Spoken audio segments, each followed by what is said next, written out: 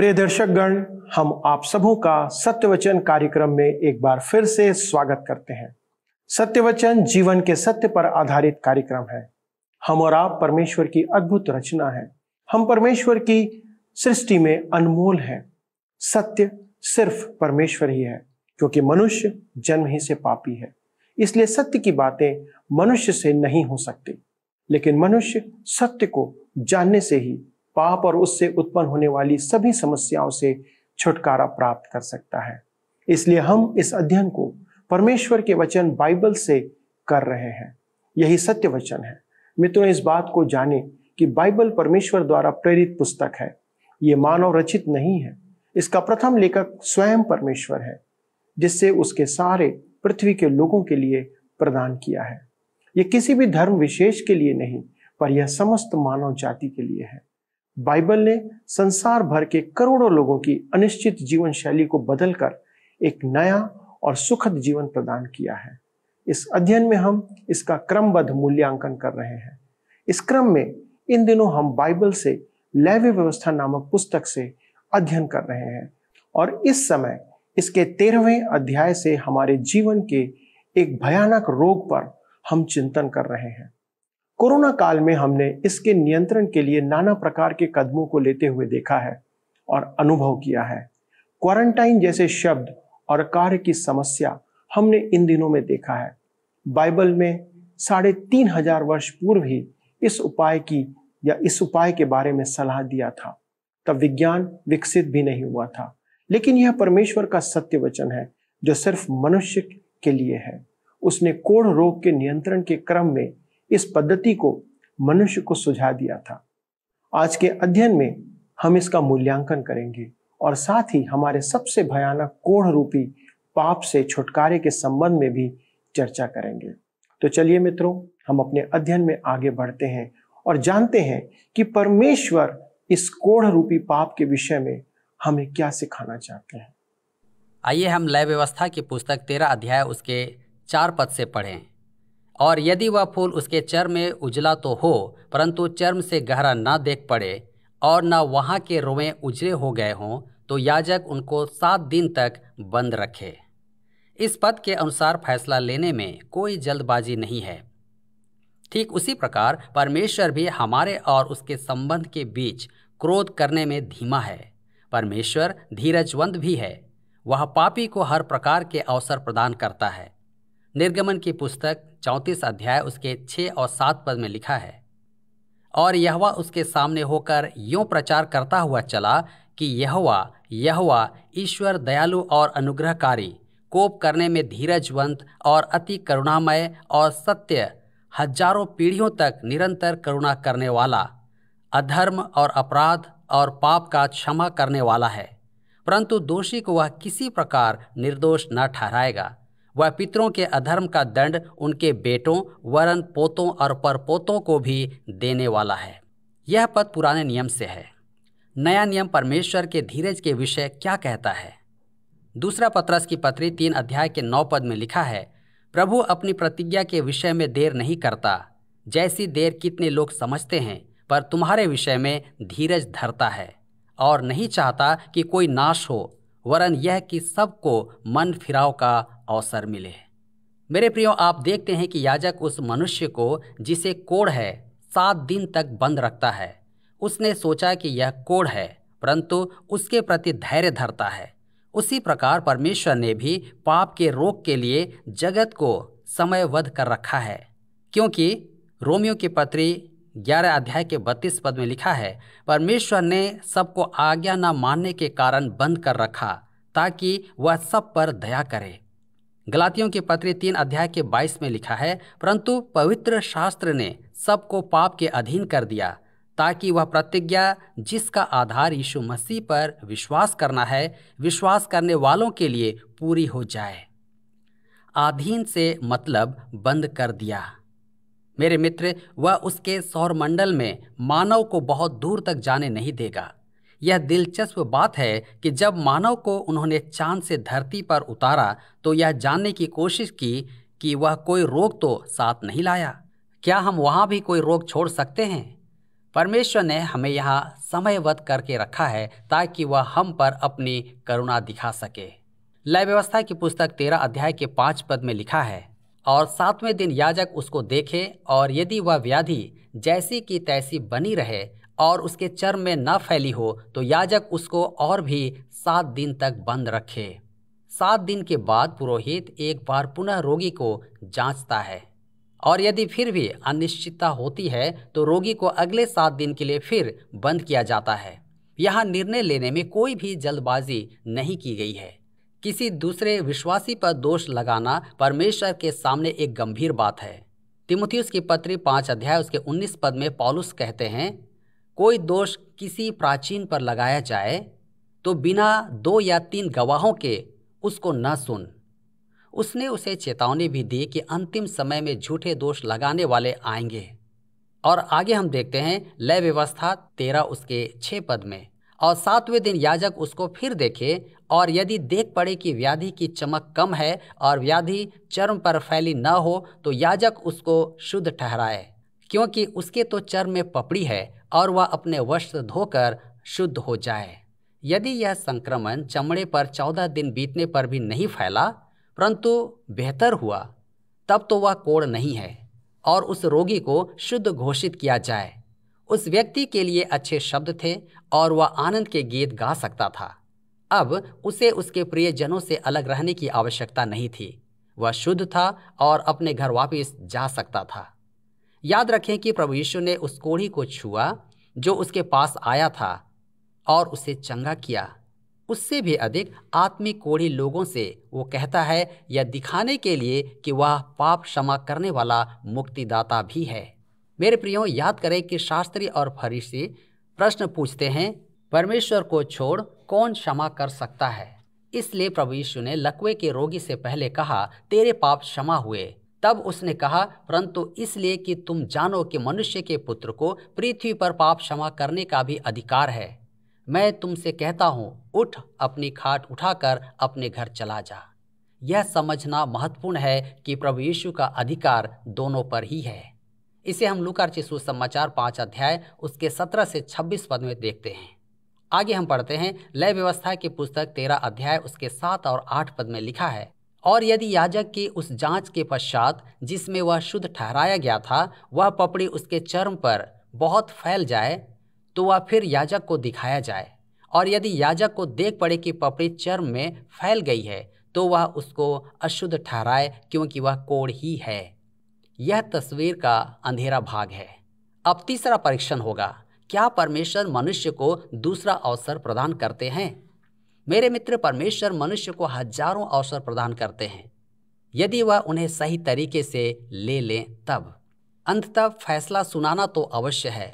उस मनुष्य को कोढ़ी घोषित किया गया है। यह बहुत ही भयंकर फैसला है। उसे बाहर कर दिया जाता है, और इसकी तुलना उस मनुष्य से करें जो कोढ़ के फैसले पर लटका रहता है। उसे बाहर निकाले जाने की संभावना थी, परंतु वह शुद्ध घोषित हुआ।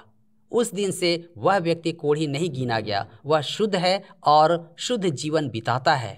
यह हमारे लिए भी कितना बड़ा संदेश है।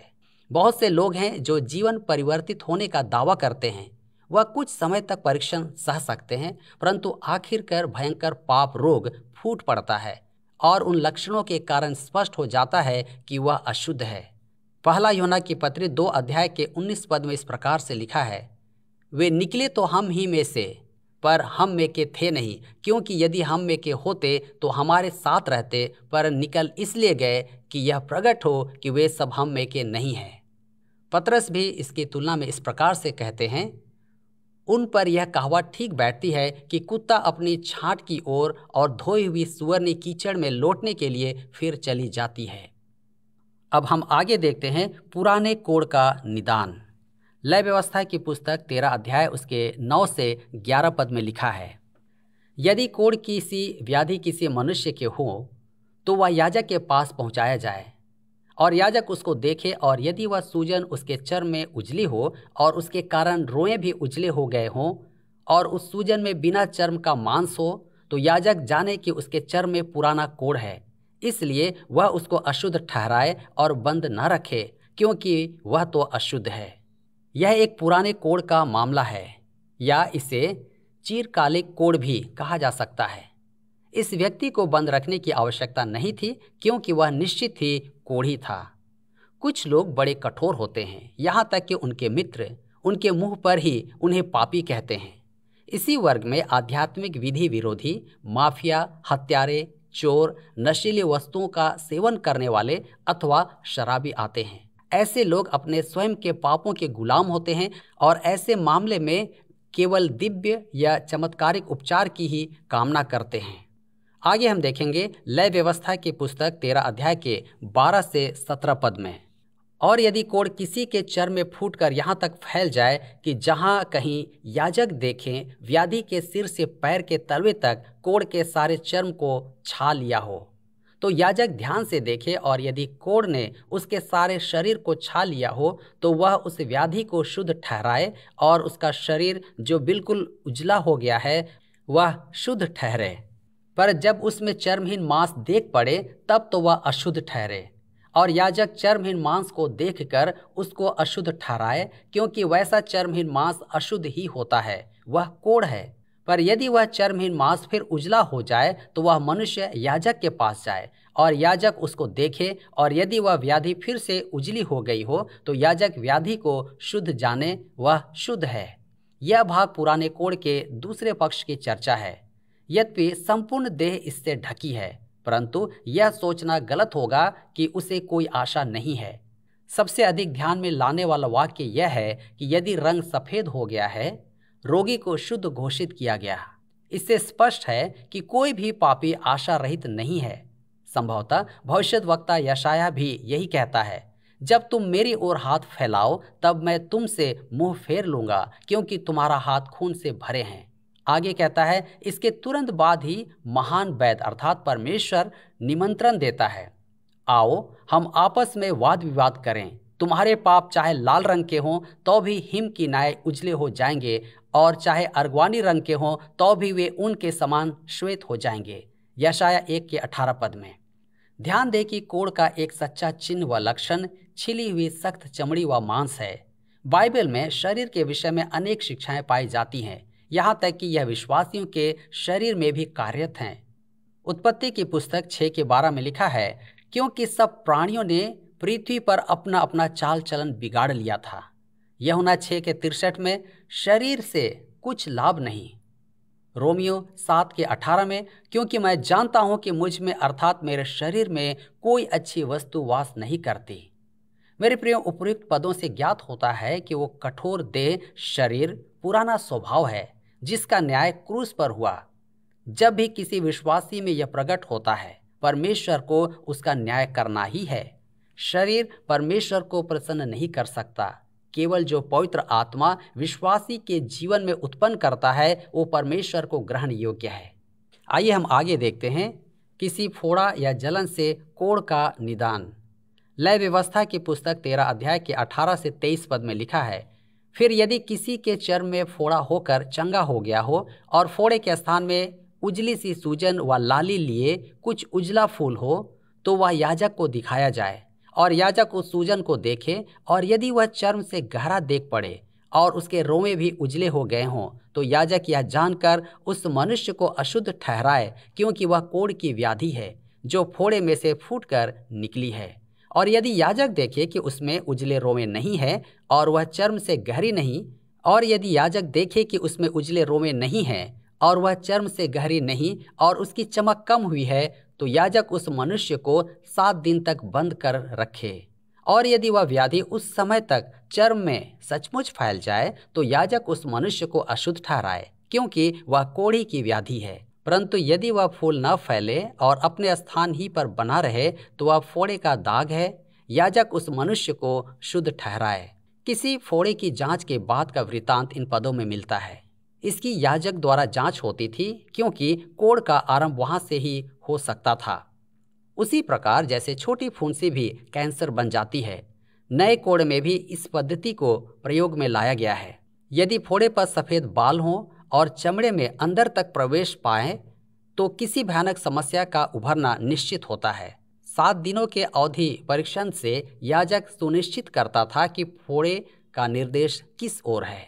मेरे प्रियो, पुराने पापों का फैलना व घातक होने का खतरा हमेशा बना रहता है। अक्सर कोई नया विश्वासी किसी बुरी आदत से छूटने की साक्षी देता है, परंतु कुछ वर्षों बाद उसमें फिर वही फोड़ा दिखाई पड़ता है। यही होता है कोई व्यक्ति विशेष जिसका अनुभव ऐसा हो रहा हो, वह अब तक बचा हुआ नहीं हो सकता है, या फिर सही मायने में यदि वो बचाया गया हो फिर भी इस प्रकार का फोड़ा अर्थात पुराना स्वभाव पुनर्जीवित हो सकता है। एक सावधानी पूर्वक जांच करना चाहिए और सरसरी तौर पर न्याय की घोषणा नहीं करनी चाहिए। लय व्यवस्था 13 अध्याय उसके 24 से 28 पद में लिखा है, फिर यदि किसी के चर्म में जलने का घाव हो और उस जलने के घाव में चर्महीन फूल लाली लिए हुए उजला व उजला ही हो जाए, तो याजक उसको देखे, और यदि उस फूल में के रोएं उजले हो गए हों और वह चर्म में गहरा देख पड़े, तो वह कोढ़ है जो उस जलने के दाग में से फूट निकला है। याजक उस मनुष्य को अशुद्ध ठहराए, क्योंकि उसमें कोढ़ की व्याधि है। और यदि याजक देखे कि फूल में उजले रोएं नहीं और न वह चर्म से कुछ गहरा है और उसकी चमक कम हुई है, तो वह उसको 7 दिन तक बंद कर रखे, और 7वें दिन याजक उसको देखे, और यदि वह चर्म में फैल गई हो तो वह उस मनुष्य को अशुद्ध ठहराए, क्योंकि उसको कोढ़ की व्याधि है। परंतु यदि वह फूल चर्म में नहीं फैला और अपने स्थान ही पर जहाँ का तहाँ ही बना हो और उसकी चमक कम हुई हो, तो वह जल जाने के कारण सूजा हुआ है। याजक उस मनुष्य को शुद्ध ठहराए, क्योंकि वह दाग जल जाने के कारण से है।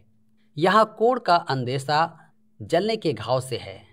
यह जलन घाव कोई प्रमाणित बात नहीं है। किसी गर्म वस्तु के छू जाने से भी ज्वलनशील बुखार आ सकता है, परंतु यहाँ बढ़ते हुए कोढ़ का खतरा दिखाई पड़ता है। धर्मशास्त्र की इस शिक्षा को यह सुदृढ़ करता है कि शरीर को निकट से जांच के दायरे में रखना चाहिए, क्योंकि इसका निकलना चौंका देने वाला भी हो सकता है। ये सभी अवतरण हमें सिखाते हैं कि शरीर की फुंसियों को सावधानी से लें, क्योंकि शरीर परमेश्वर को प्रसन्न नहीं कर सकता। आइए हम आगे देखेंगे सिर और दाढ़ी में व्याधि का निदान। लय व्यवस्था की पुस्तक 13 अध्याय उसके 29 और 30 पद में लिखा है, फिर यदि किसी पुरुष व स्त्री के सिर पर व पुरुष की दाढ़ी में व्याधि हो, तो याजक व्याधि को देखे, और यदि वह चर्म से गहरी देख पड़े और उसमें भूरे भूरे पतले बाल हों, तो याजक उस मनुष्य को अशुद्ध ठहराए। वह व्याधि सेहुआ अर्थात सिर व दाढ़ी का कोढ़ है। सबसे अनचिन्हित स्थानों पर भी कोढ़ का रोग फूट सकता है। यदि यह बाल के नीचे सिर या दाढ़ी में हो तो कुछ समय तक इसका पता नहीं लगेगा। इन जगहों पर कोढ़ की विशेष निगरानी करनी चाहिए। जैसे अन्य जगहों पर कोढ़ की उपस्थिति निर्धारित की जाती है, ठीक उसी प्रकार की तकनीकी यहाँ भी सुझाई गई है। पीले बालों से संकेत है संक्रामक रोग गहरा है और निश्चित ही कोढ़ है। लय व्यवस्था की पुस्तक 13 अध्याय उसके 31 से 37 पद में हम आगे पढ़ते हैं, और यदि याजक सेहुए की व्याधि को देखे और वह चर्म से गहरी नहीं है और उसमें काले काले बाल नहीं है, तो वह सेहुए की व्याधि को 7 दिन तक बंद कर रखे, और 7वें दिन याजक व्याधि को देखे। तब यदि वह सेहुआ फैला न हो और उसमें भूरे भूरे बाल न हो और सेहुआ चर्म से गहरा न देख पड़े, तो यह मनुष्य मुड़ा जाए, परंतु जहाँ सेहुआ हो वहाँ न मुड़ा जाए, और याजक उस सेहुआ वाले को और भी 7 दिन तक बंद करे।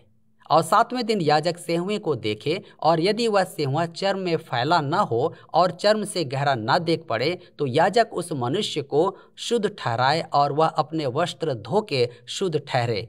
और यदि उसके शुद्ध ठहरने के पश्चात सेहुआ चर्म में कुछ भी फैले, तो याजक उसको देखे, और यदि वह चर्म में फैला हो तो याजक यह भूरे बाल न ढूंढे, क्योंकि मनुष्य अशुद्ध है। परंतु यदि उसकी दृष्टि में वह सेहुआ जैसा का तैसा बना हुआ हो और उसमें काले काले बाल जमे हों, तो वह जाने कि सेहुआ चंगा हो गया है और वह मनुष्य शुद्ध है। याजक उसको शुद्ध ही ठहराए। मेरे प्रियो, इन पदों से पता चलता है कि यह कोढ़ नहीं है। यहाँ पर भी फैसला देने से पूर्व काफ़ी समय लगाया गया है। 7 दिन तक धैर्य रखा गया है, और अगले 7 दिन भी यदि आवश्यकता पड़े तो। हमें इससे सीखना चाहिए कि कलीसिया के कार्य में अगुओं के दोष के लिए निर्णय लेने में बहुत सावधानी बरतनी चाहिए। सावधानी पूर्वक जांच पड़ताल के पश्चात ही दृढ़ता से निर्णय लेने की आवश्यकता है। पुरोहित को चोट व घाव की जांच पड़ताल करने में काफी समय देना चाहिए। यदि बाद में यह फैलता है तो भी याजक उस मनुष्य को अशुद्ध ठहरा सकता है। दूसरी तरफ घाव पर यदि काले बाल उगने लगे तो पुरोहित उसे शुद्ध घोषित करता है। लय व्यवस्था की पुस्तक 13 अध्याय के 38 और 39 पद में लिखा है, फिर यदि किसी पुरुष व स्त्री के चर्म में उजले फूल हों तो याजक देखे कि यदि उसके चर्म में वे फूल कम उजले हों तो वह जाने कि उसको चर्म में निकली हुई चाई ही है, वह मनुष्य शुद्ध ठहरे। इन पदों से ज्ञात होता है कि चकत्ता कोढ़ नहीं है, उसी प्रकार गंजापन भी कोढ़ नहीं है, यद्यपि कोढ़ गंजे स्थान में फूट सकता है। लय व्यवस्था 13 अध्याय के 40 से 44 पद में लिखा है, फिर जिसके सिर के बाल झड़ गए हों तो जानना कि वह चंदूला तो है परंतु शुद्ध है, और जिसके सिर के आगे के बाल झड़ गए हों तो वह माथे का चंदूला तो है परंतु शुद्ध है। परंतु यदि चंदूले सिर पर व चंदूले माथे पर लाली लिए हुए उजली व्याधि हो तो जानना कि वह उसके चंदूले सिर पर व चंदूले माथे पर निकला हुआ कोढ़ है। इसलिए याजक उसको देखे, और यदि व्याधि की सूजन उसके चंदूले सिर व चंदूले माथे पर ऐसी लाली लिए हुए उजली हो जैसा चर्म के कोढ़ में होता है तो वह मनुष्य कोढ़ी है और अशुद्ध है, और याजक उसको अवश्य अशुद्ध ठहराए क्योंकि वह व्याधि उसके सिर पर है। आइए हम आगे देखें कोढ़ियों के वस्त्रों का निदान। लय व्यवस्था 13 अध्याय के 45 पद में लिखा है, और जिसमें वह व्याधि हो उस कोढ़ी के वस्त्र फटे और सिर के बाल बिखरे रहें, और वह अपने ऊपर वाले होंठ को ढांपे हुए पुकारा करे। ध्यान दीजिए कि कोढ़ी के कपड़ों को फाड़ देना था, उसे अपने ऊपर के होंठ को ढककर अशुद्ध अशुद्ध करके पुकारना था। कोढ़ी की भयंकर स्थिति को यहाँ पर प्रकट किया गया है। वह अपने संपर्क में आने वालों तक यह रोग फैलाने में समर्थ था। लय व्यवस्था 13 अध्याय के 46 पद में आगे लिखा है, जितने दिन तक वह व्याधि उसमें रहे उतने दिन तक वह तो अशुद्ध रहेगा और वह अशुद्ध ठहरा रहे, इसलिए वह अकेला रहा करे, उसका निवास स्थान छावनी के बाहर हो। बहुत से पापी इस बात में आनंद लेते हैं कि नरक में उन्हें अच्छी संगति मिलेगी। ध्यान दें, कोढ़ी यहाँ अकेला है और अलग किया गया है।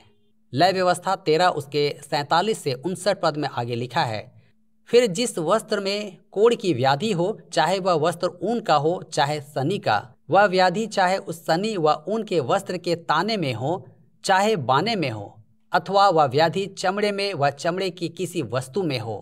यदि वह व्याधि किसी वस्त्र के चाहे ताने में चाहे बाने में अथवा चमड़े में व चमड़े की किसी वस्तु में हरी हो व लाल सी हो तो जानना कि वह कोढ़ की व्याधि है, और वह याजक को दिखाई जाए, और याजक व्याधि को देखे और व्याधि वाली वस्तु को 7 दिन के लिए बंद करे, और 7वें दिन वह उस व्याधि को देखे, और यदि वह वस्त्र के चाहे ताने में चाहे बाने में अथवा चमड़े में व चमड़े की बनी हुई किसी वस्तु में फैल गई हो तो जानना कि व्याधि गलित कोढ़ है, इसलिए वह वस्तु चाहे कैसे ही काम में क्यों न आती हो तो भी अशुद्ध ठहरेगी। वह उस वस्त्र को जिसके ताने व बाने में वह व्याधि हो, चाहे वह ऊन का हो चाहे सनी का अथवा चमड़े की वस्तु हो, उसको जला दे। वह व्याधि गलित कोढ़ की है, वह वस्तु आग में जलाई जाए। और यदि याजक देखे कि वह व्याधि उस वस्त्र के ताने व बाने में अथवा चमड़े की उस वस्तु में नहीं फैली, तो जिस वस्तु में व्याधि हो उसके धोने की आज्ञा दे, तब उसे और भी 7 दिन तक बंद करके रखे, और उसके धोने के बाद याजक उसको देखे, और यदि व्याधि का न तो रंग बदला हो और न व्याधि फैली हो तो जानना कि वह अशुद्ध है, उसे आग में जलाना, क्योंकि चाहे वह व्याधि भीतर चाहे ऊपरी हो तो भी वह खा जाने वाली व्याधि है। और यदि याजक देखे कि उसके धोने के पश्चात व्याधि की चमक कम हो गई तो वह उसको वस्त्र के चाहे ताने में चाहे बाने में से अथवा चमड़े में से फाड़ के निकाले, और यदि वह व्याधि तब भी उस वस्त्र में ताने व बाने में अथवा चमड़े की उस वस्तु में देख पड़े तो जानना कि वह फूट के निकली हुई व्याधि है, और जिसमें वह व्याधि हो उसे आग में जलाना। और यदि उस वस्त्र से जिसके ताने में व बाने में व्याधि हो अथवा चमड़े की जो वस्तु हो उससे जब धोई जाए और व्याधि जाती रहे तो वह दूसरी बार धुलकर शुद्ध ठहरे। ऊन व सनी के वस्त्र में के ताने व बाने में अथवा चमड़े की किसी वस्तु में जो कोढ़ की व्याधि हो उसके शुद्ध और अशुद्ध ठहराने की यही व्यवस्था है। मेरे प्रियो, यह बढ़ाया गया भाग है जिसमें कोढ़ी के कपड़ों को कैसे निपटाना है उसकी चर्चा है। कपड़ों की कीमत और विशेषता से कोई फर्क नहीं पड़ता। सबसे अच्छे वस्त्र उतने ही संक्रामक होते हैं जितने कि सस्ते कपड़े। इससे हमें बड़ा सबक सीखना चाहिए। मनुष्य की धार्मिकता परमेश्वर के समक्ष फटे कपड़ों के समान है। कोई भी वस्तु जिसे पापी छूता है वह उसके पाप से घृणित होती है। केवल परमेश्वर के पास पापी के लिए निदान है।